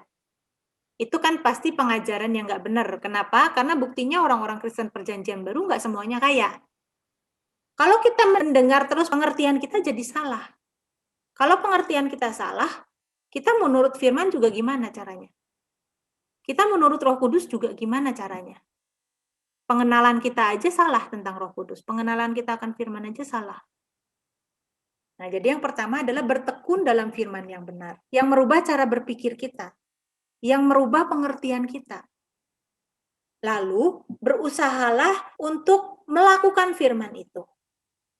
Itu yang membuat kita berjalan di dalam Roh Kudus. Berjalan bersama Roh Kudus. Kita yang ikutin Roh Kudus, bukan Roh Kudus yang ngikutin kita. Kita bisa minta boleh, tetapi kalau kita ngatur, ayo dong Tuhan, ayo dong, gitu. Harus terjadi begini, harus terjadi mujizat, harus terjadi mujizat. Kita ngatur dong. Nah, jadi bukan kita yang ngatur Tuhan, tapi kita tunduk sama kemauannya Tuhan. Oke, pertanyaan selanjutnya. Dari Eleazar, bagaimana cara membedakan roh itu dari Tuhan atau tidak? Apakah melihat dari perbuatan mereka? Nah, apakah ini pengajaran, misalnya pendeta ini sedang, atau seorang pendeta ini sedang bernubuat, apakah ini memang benar-benar nabi Tuhan atau bukan? Ya tentu dari perbuatan mereka. Karena di Matius 7, nah ini, waspada terhadap nabi-nabi palsu yang datang kepadamu dengan menyamar seperti domba, tetapi sesungguhnya mereka adalah serigala yang buas. Dari buahnya lah kamu mengenal mereka. Dapatkah orang memetik buah anggur dari semak duri atau buah ara dari rumput duri? Demikianlah setiap pohon yang baik menghasilkan buah yang baik, sedangkan pohon yang tidak baik menghasilkan buah yang tidak baik. Saya katakan tadi bahwa karakter yang mulia, buah roh, itu tidak bisa ditiru oleh kuasa kegelapan. Itu tidak bisa ditiru oleh orang yang pasti punya spirit dunia ini.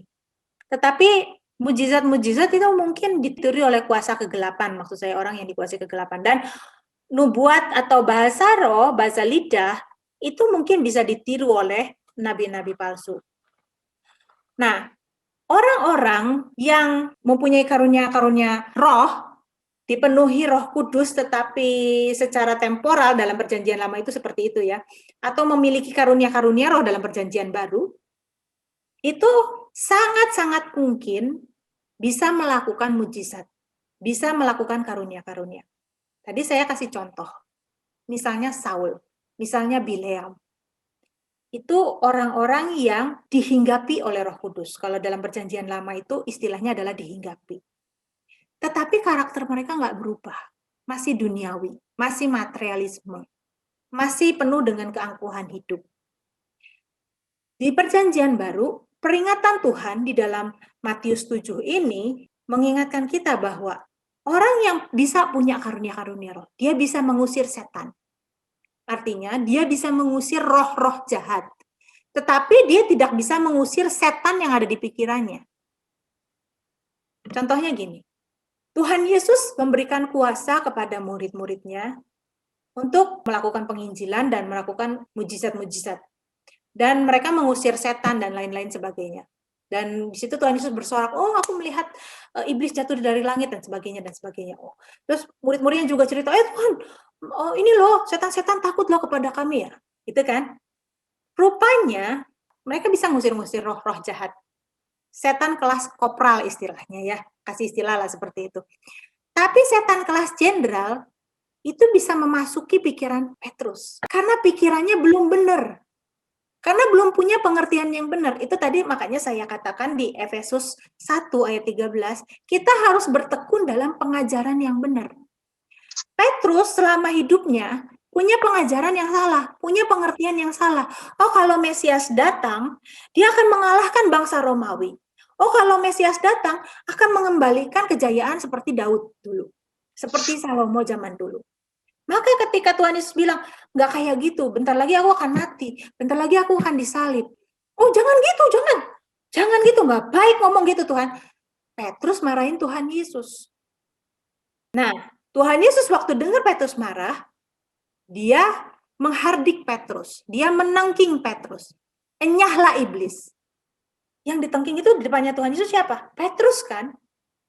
Tapi Tuhan Yesus menengking iblis. Kenapa? Karena iblis memasuki pikiran Petrus dengan ide-ide dunia. Padahal kita tahu bahwa murid-murid itu juga waktu dikasih kuasa oleh Tuhan Yesus bisa mengusir-ngusir roh-roh jahat loh. Jadi jangan kita mengejar hal-hal yang tanda-tanda mujizat-mujizat, karunia-karunia yang spektakuler. Karena Tuhan Yesus sendiri dalam salam perpisahannya, dalam malam ketika dia mau disalibkan, mengatakan bahwa Roh Kudus ini fungsinya ya, tugasnya, melanjutkan tugas Tuhan Yesus, yang akan memberikan mereka kekuatan terhadap tantangan-tantangan di dalam dunia ini. Pencobaan-pencobaan di dalam dunia ini. Dan yang akan mengingatkan mereka segala sesuatu yang Tuhan Yesus telah ajarkan. Nah, artinya kita harus bertekun dalam pengajaran. Jadi, tentu saja, kalau kita bisa membedakan, oh ini pengajar yang benar, ini pengajar yang salah, oh ini orang yang dipenuhi Roh Kudus, ini bukan. Nah, kita bisa melihat dari buahnya. Ya, bukan dari karya-karyanya. Jangan kita silau dengan orang itu pintar nubuat tuh, tepat nubuatannya. Ciamsi juga bisa ngeramal orang. Bahkan jangankan ciamsi, orang ilmu psikologis, nulis gitu ya, bisa dibaca loh ini karakter orang kayak gimana. Itu ilmiah kok. Nggak perlu pakai kuasa gelap, gestur orang, oh orang kayak gini nih, orang lagi susah nih, lagi ruwet nih. Mukanya kusut, badannya rada bungkuk gini, oh ini orang lagi banyak masalah. Terus ada orang datang, saya tahu kamu banyak masalah. Iyalah, dari gesturnya aja udah kelihatan. Dari ruwetnya mukanya aja udah kelihatan gitu. Oke? Lanjut ya pertanyaannya. Kak, dari penjelasan tadi, jadi memperingati hari Pentakosta sudah tidak relevan lagi bagi gereja dan orang Kristen. Seperti yang kedua, untuk bahasa roh yang ada di gereja-gereja sekarang bisa dikatakan palsu karena tidak sesuai kejadian Pentakosta lalu. Mohon penjelasannya, Kak. Ini satu orang yang tanya ke Ana. Nah, tadi yang pertama, pertanyaan yang pertama, apakah memperingati hari Pentakosta itu sudah tidak relevan? Bukan. Kita harus memperingati. Tetapi cara kita memperingati dan harapan kita, tujuan kita memperingati itu yang harus sesuai, yang harus kita luruskan. Memperingati itu harus, misalnya apakah kita nggak boleh memperingati Natal? Ya haruslah, tiap tahun kita harus memperingati Natal. Tapi caranya gimana? Apakah caranya misalnya dengan cara yang, oh kita kalau Natal itu harus pesta, Natal itu harus mewah. Nah, keharusan-keharusan inilah yang salah. Kita harus memperingati Paskah, oh iya dong, pasti. Bahkan Tuhan Yesus mengatakan sendiri, engkau harus memperingati kematianku ini. Bahkan bukan cuma pas Paskah, setiap kamu makan roti ini dan minum cawan ini, kamu memperingati kematianku. Nah, begitu juga memperingati Pentakosta atau turunnya Roh Kudus. Nah, kita memperingati. Tetapi jangan lagi kita seolah-olah menunggu Roh Kudus turun. Karena Roh Kudus sudah turun. Jangan lagi menunggu karya-karya karunia-karunia yang luar biasa. Kalau enggak maksa gitu, kita tetap puasa, tetap berdoa sampai betul-betul kita merasakan getaran-getaran gitu. Harus itu terjadi. Kalau enggak kita getar-getar sendiri. Nah, jangan sampai yang seperti itu. Itu adalah hal-hal yang sekundernya tadi saya katakan. Yang utama ketika Tuhan Yesus menjanjikan Roh Kudus, yang utama adalah supaya kita bisa menghadapi dunia ini. Kita bisa mengalahkan dunia ini. Kita bisa mengalahkan percintaan dengan dunia, yaitu keinginan mata, keinginan daging, dan keangkuhan hidup. Nah, yang kedua, apa tadi? Boleh diulang? Lili? Sekarang bisa dikatakan palsu karena tidak sesuai kejadian Pentakosta lalu. Enggak selalu seperti itu. Bahkan yang di kejadian Pentakosta itu sebetulnya bukan bahasa roh, tetapi bahasa asing.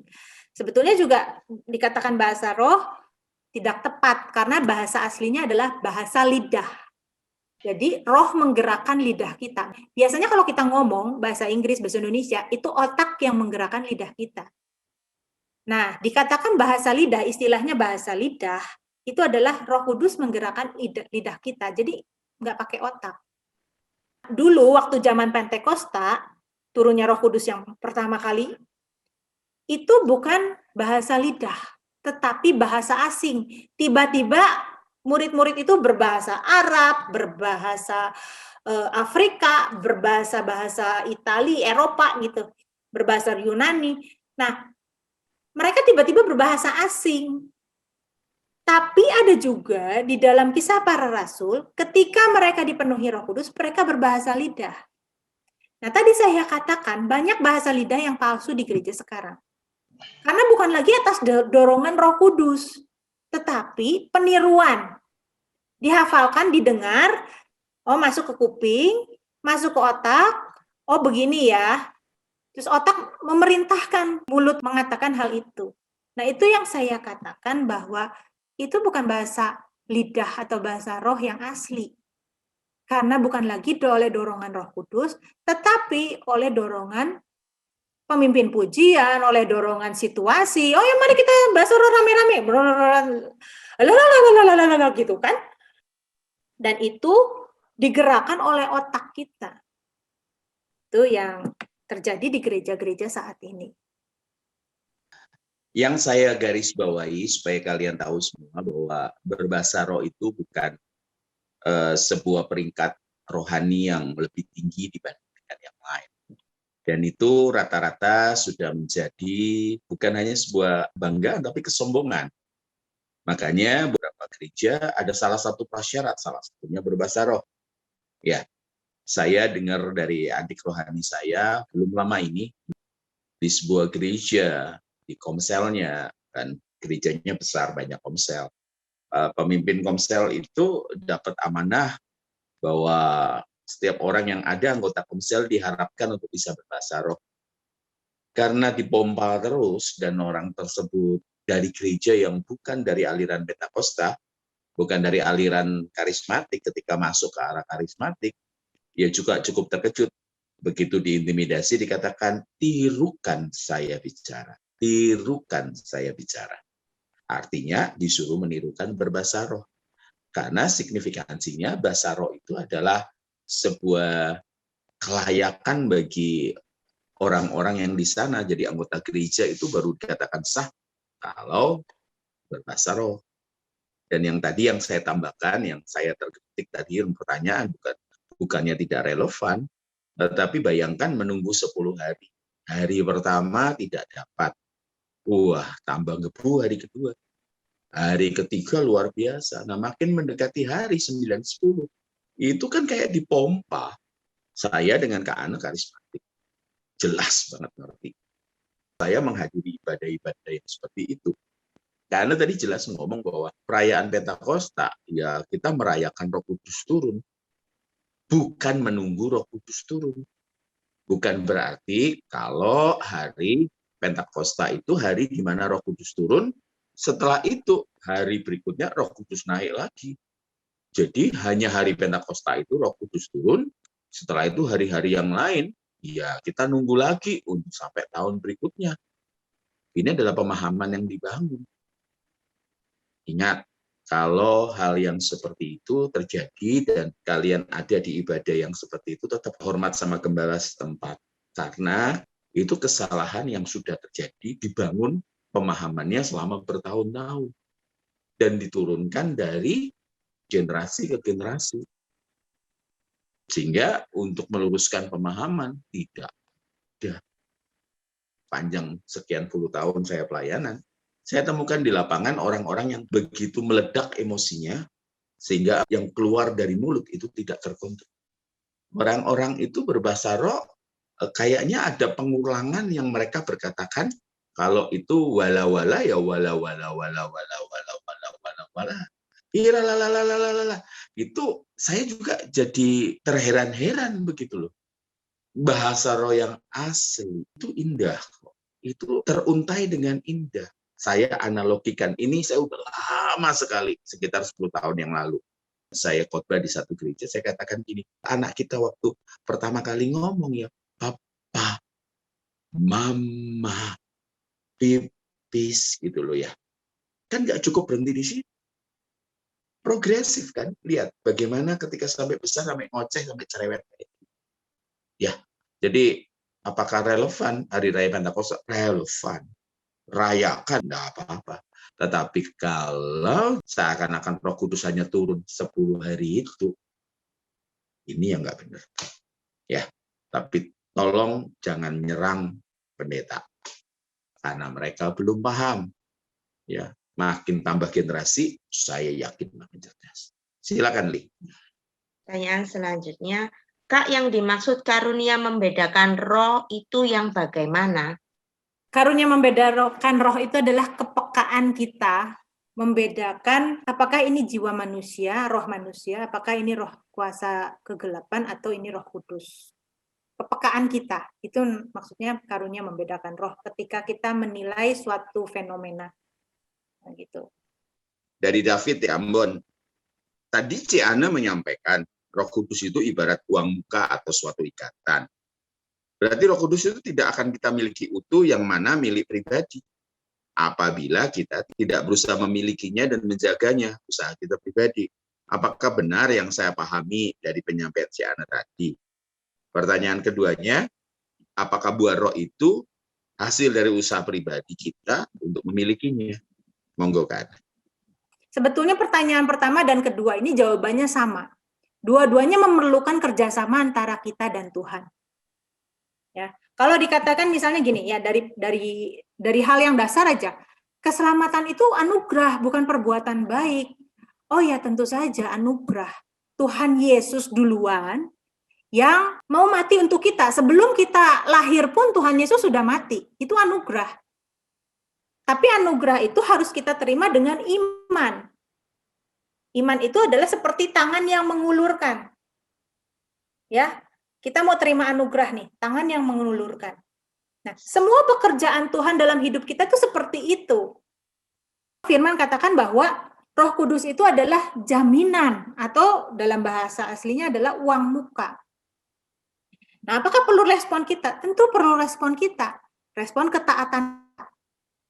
Kalau kita nggak mau taat, walaupun Roh Kudus berusaha memimpin kita, tapi kitanya nggak mau taat, ya sia-sialah usaha Roh Kudus. Maka ada istilah mendukakan Roh Kudus. Sampai ada istilah menghujat Roh Kudus.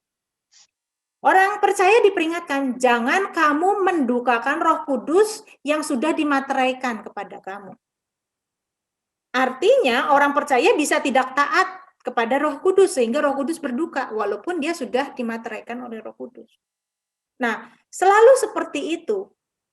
Tuhan yang duluan berkarya dalam hidup kita dan kita perlu meresponi.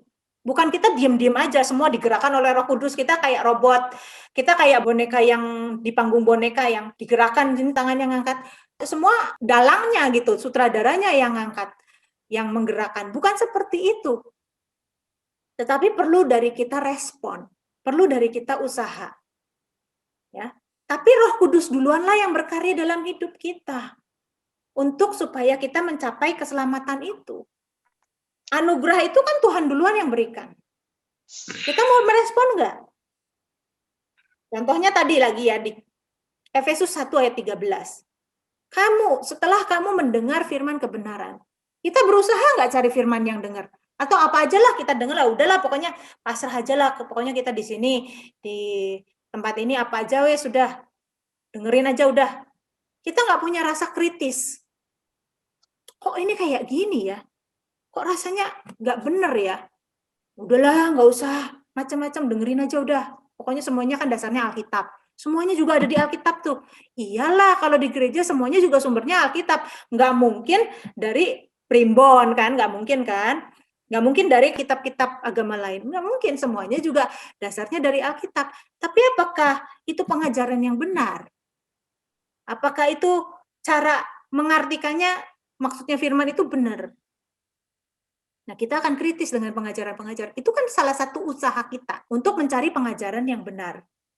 Kan tadi di Efesus dikatakan, kamu setelah kamu mendengar firman kebenaran dan kamu percaya dan kamu mau meresponi, oh iya ya, ini benar. Oh iya ya, aku mau mengikuti jalan yang ini. Nah, itu kan respon kita pertama-tama. Jadi selalu begitu. Anugerah diberikan, Tuhan Yesus mati duluan buat kita. Terus kita mau belajar Injil, itu respon kita. Terus Roh Kudus mau memateraikan kita. Terus kita mau taat sama Roh Kudus. Terus.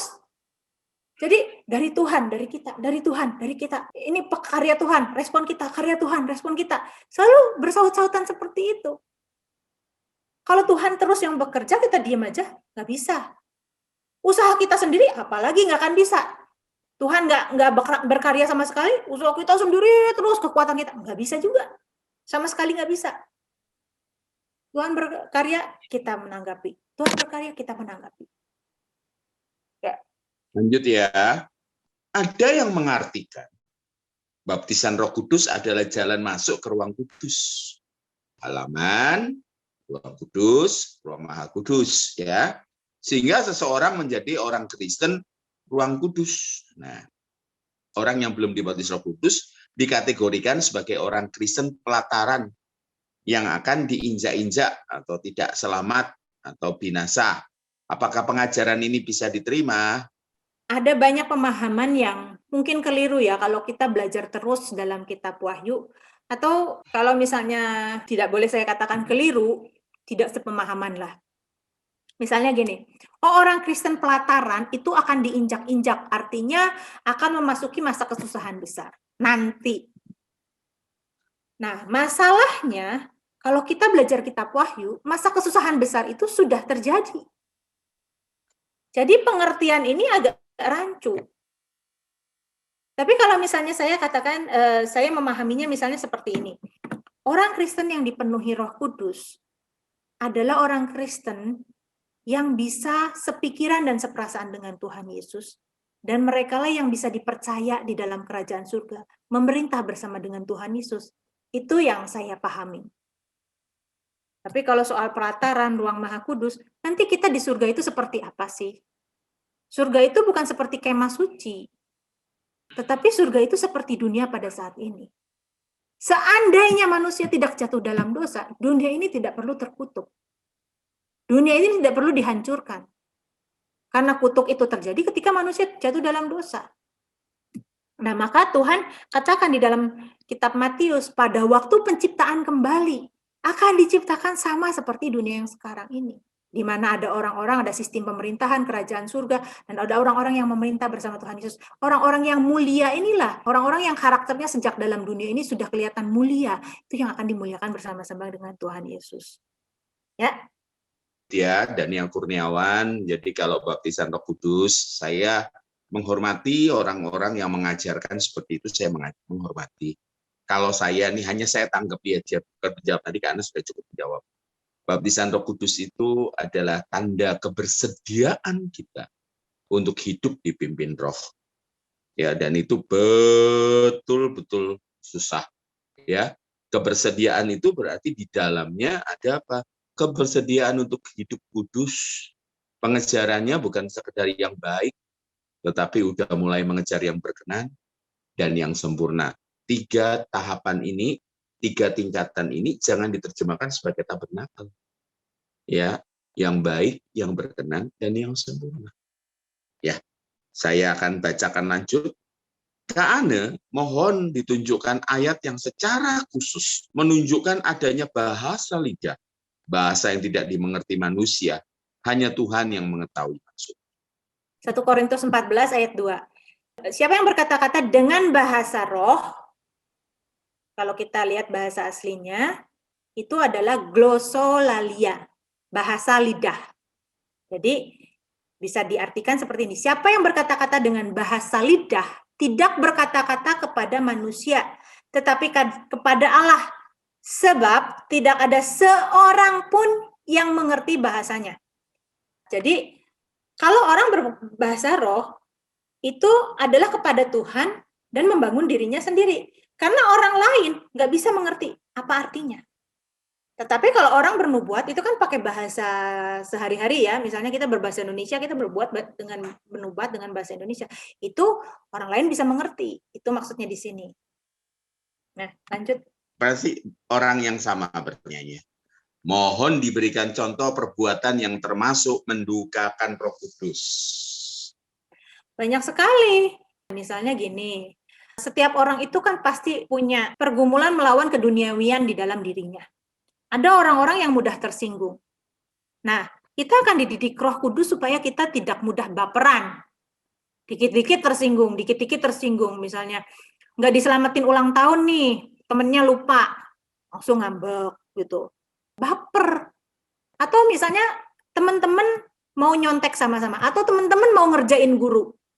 Atau misalnya di tasnya temen dimasukin kecoa, ngisengin temen. Sementara temen itu sangat-sangat fobia sama kecoa. Nah, ini kan salah satu contoh-contoh sederhana dalam kehidupan kita sehari, di mana ketika kita lakukan itu kayaknya seneng gitu, kita happy, bahagia. Tapi orang yang mengalami hal itu ketakutan setengah mati dan secara mental dia drop.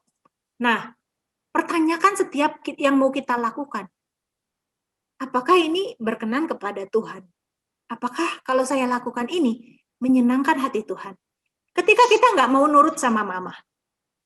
Atau misalnya orang yang sudah suami istri, orang yang sudah punya pacar. Mantan pacarnya ketemu nih di media sosial, di Instagram misalnya seperti itu. Terus udah gitu ngehubungi. Apa kabar gitu. Ya oke lah, apa kabar aja dijawab, apa salahnya sih? Tapi terus ngobrol tiap hari intens. Kita pertanyakan, kira-kira Tuhan seneng nggak apa yang aku perbuat? Kalau kita nggak ngerti, aduh nggak tahu ya, Tuhan kira-kira seneng nggak ya? Aku kan nggak ngerti. Kalau belum sampai ngerti Tuhan seneng apa enggak, dasarnya gini aja dulu. Apa yang orang lain ingin perbuat bagimu, perbuatlah demikian. Nah, kira-kira kalau dibalik, kita dalam posisi seperti itu, kita senang nggak diperlakukan seperti itu?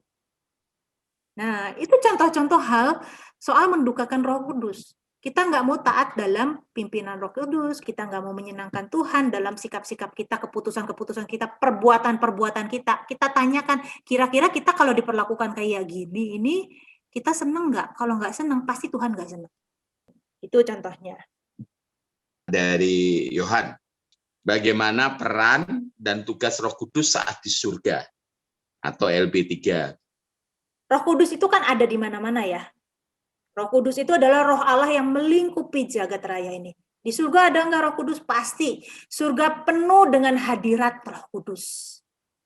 Nah, orang-orang yang semasa hidup sudah dipenuhi dengan Roh Kudus, ini adalah orang-orang yang bisa dipercaya memerintah dengan Yesus. Nah, bagaimana dengan orang-orang yang orang Kristen, orang percaya, tapi belum sepenuhnya dipenuhi oleh Roh Kudus? Apa mereka nggak masuk surga? Kalau mereka nggak berbuat jahat, mereka bisa masuk surga. Dan ini masih diproses oleh Roh Kudus di surga.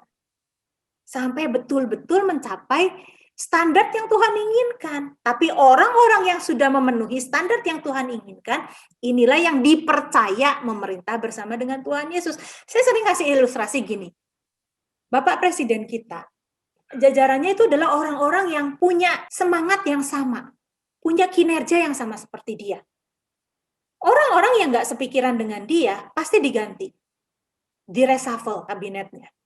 Tapi orang-orang yang dia lihat, wah ini sepikiran nih sama saya, ini bisa kerjasama nih sama saya, ini bisa ngerti nih maunya saya, menteri ini, berhenti ini bisa saya pakai terus 2 periode. Tapi menteri yang ini, jangankan 2 periode, 3 bulan aja langsung diganti misalnya kayak gitu. Ngerti ya? Jadi orang-orang yang sudah dipenuhi oleh Roh Kudus, yang sejak dari dunia ini, betul-betul mau taat pada Roh Kudus, dan dia betul-betul bisa mencapai hal itu. Tentunya ini proses yang berlangsung panjang seumur hidup ya. Respon dari kita, juga Roh Kudus yang terus menggarap kita melalui setiap peristiwa-peristiwa kehidupan kita, dan dalam peristiwa-peristiwa kehidupan kita itu, kita respon mau menyenangkan Tuhan, selalu mau menyenangkan Tuhan. Terus gitu. Sampai akhirnya kita betul-betul, kayak tadi saya kasih contoh, Oh, asalnya belajar gitar itu ditunjukin, ini cara kunci D. Oh, terus ngelihat lagi buku petunjuk, ngelihat buku petunjuk, atau ngelihat tangan gurunya, bulak-balik gitu. Sampai akhirnya nggak harus ngelihat lagi tangan gurunya. Sampai akhirnya nggak usah lagi ngelihat buku petunjuk cara bermain gitar atau cara bermain piano. Tapi udah ngerti sendiri, udah feeling. Ini kayaknya gini. Bahkan begitu ngedenger lagu, ini kayaknya kuncinya begini, nih, langsung bisa. Nah, orang-orang yang sudah feelingnya sama dengan Roh Kudus, seperti orang main musik itu tadi, itulah orang-orang yang akan dimuliakan bersama Tuhan Yesus. Nah, tapi kan bukan berarti hanya orang yang sempurna itu saja masuk surga. Setiap orang yang tidak berbuat jahat kepada sesamanya, itu juga pasti diperkenan masuk ke kerajaan surga, tetapi tidak dimuliakan bersama-sama dengan Tuhan Yesus. Nah, disinilah Roh Kudus masih bekerja untuk menggarap mereka di surga. Oke, saya akan bacakan pertanyaan, tapi saya bilang sama Kak Ana yang ini saya akan jawab aja. Ya, saya bacakan ya. Angela Pawang Sondak, mohon penjelasan tentang Lukas 12 ayat 10. Mohon diberikan contoh perilaku yang menghujat Roh Kudus. Apa yang dimaksud berbuat dosa kekal dalam Markus 3 ayat 29. Lukas 12 ayat 10. Setelah itu saya minta nanti Markus 3 ayat 29 tolong bacakan dalam bahasa Inggris. Kita mesti ngerti dulu apa menghujat Roh Kudus itu. Ya. Setiap orang yang mengatakan sesuatu melawan anak manusia, ia akan diampuni. Tapi barang siapa menghujat Roh Kudus, dia tidak akan diampuni. Nah, kita mesti ngerti menghujat Roh Kudus itu apa.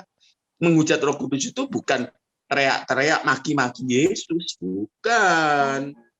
Kita mesti ngerti, Angela, fungsi Roh Kudus itu menuntun orang-orang yang percaya untuk hidup sesuai dengan kehendak Tuhan. Dan sehingga hidupnya bisa apa? Yang baik, yang berkenan, dan yang sempurna. Dia kerjanya itu di hati nurani. Dia mengingatkan.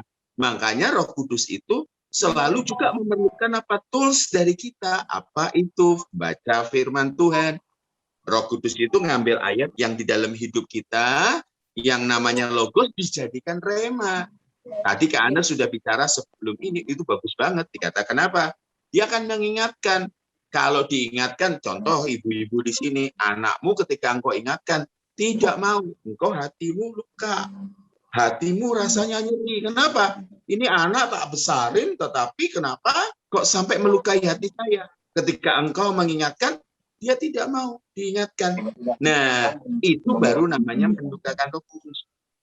Menghujat Roh Kudus apabila orang tersebut sudah tidak bisa diingatkan, sudah tidak bisa lagi diperbaiki. Udah totally lost. Tahapannya adalah mendukakan Roh Kudus, setelah itu jadi menghujat Roh Kudus. Sampai di sini mengerti ya, Angela? Nah, menghujat Roh Kudus, waspada. Dimulai dari mendukakan Roh Kudus. Tetapi kalau sudah menghujat Roh Kudus, artinya apa? Saya tidak perlu kasih contoh, karena masing-masing kita itu tahu, oh ini jelas salah, tapi kita melanggar. Maka dari itu untuk setiap orang yang percaya, untuk masuk programnya Tuhan sungguh-sungguh, untuk mengalami keserupaan yang sempurna dengan Tuhan, maka kalau kita buat salah, nyerinya itu lama, sakitnya itu lama. Gitu loh. Kalau kita dulu belum kenal kebenaran, paling udah buat salah, habis maki-maki orang, sudah. Habis teriak-teriak di jalan, sudah. Tetapi kalau sekarang, nyerinya lama. Nah, itu fungsi Roh Kudus on dalam hidup kita. Sorry ya, saya pakai istilah on. Nah, contohnya banyak. Saya percaya Angela bisa mengklasifikasikan, oh ini contohnya menghujat Roh Kudus. Menghujat Roh Kudus, sampai Roh Kudus sudah tidak bisa, orang tersebut sudah tidak bisa lagi dibentuk. Makanya proses menghujat Roh Kudus tidak 1 hari, tetapi seumur hidup. Ya, ada satu titik di mana dia tidak mau berubah dan tidak mau diubah. Ya, makanya kita mesti ngerti kebenaran itu, kita tidak ayatiah, tetapi kita mesti alkitabiah. Ya, kita buka sekarang Markus 3 ayat 29. But whoever blasphemes against the Holy Spirit never has forgiveness, but is guilty of an internal sin.